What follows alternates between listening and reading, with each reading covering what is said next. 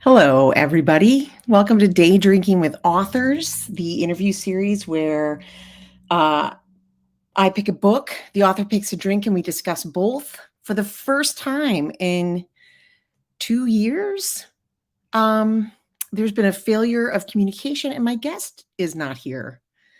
It's crazy that it's the first time that it's happened when you think about it. I'm sure it's just a miscommunication. Um, I hope to have Adele Myers on another time.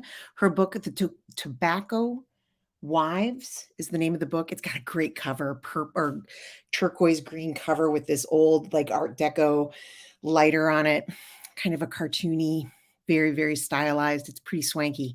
But the book is amazing, and she's a debut author. And this book tells a really interesting story about a very specific time and place. So it takes place in Greenleaf, Brightleaf. Oh my gosh. I'm all rattled by not having my guest here. Brightleaf, North Carolina, which is a tobacco town. And hi, Sharon. It's just me. It's just me today. My guest, Adele Myers, you know, can't make it.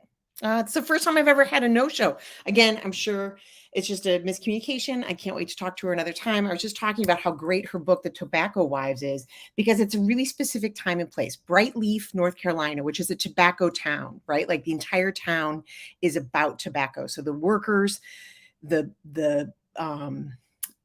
people who own the land, the people who own the companies, and then these wives. It all takes place in this land, and it takes place just after World War II. So the men have left, the women have been running the show in their absence, and the men are coming back, and all the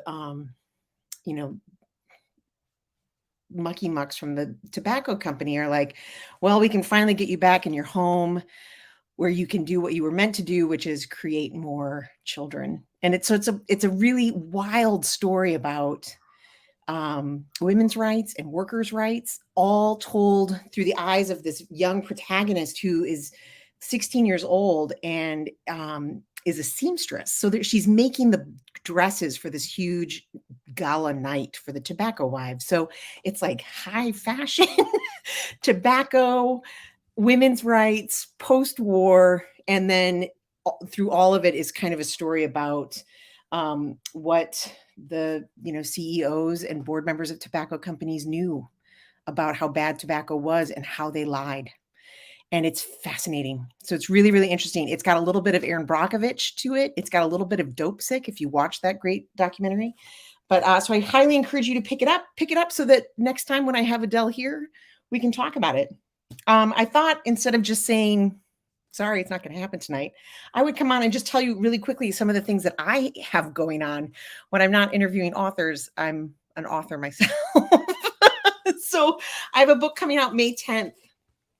Look at that beautiful cover. Second Chance at the Riverview Inn. It is a beautiful romance about a widow and a rock star. Beautiful. Let me just go ahead and say that about my own book. But they have a secret past that she doesn't know about. So she's very important to him, and she doesn't know why. So he kind of keeps this secret till the end when it blows up in his face, and he has to come clean. And I don't know if she'll forgive him. He's got to grovel pretty good. And the other thing that I have going on is my next women's fiction book called Sunshine Girls is out until December, but the cover has been released, and it's all over my Facebook page. I just did a big push about it in my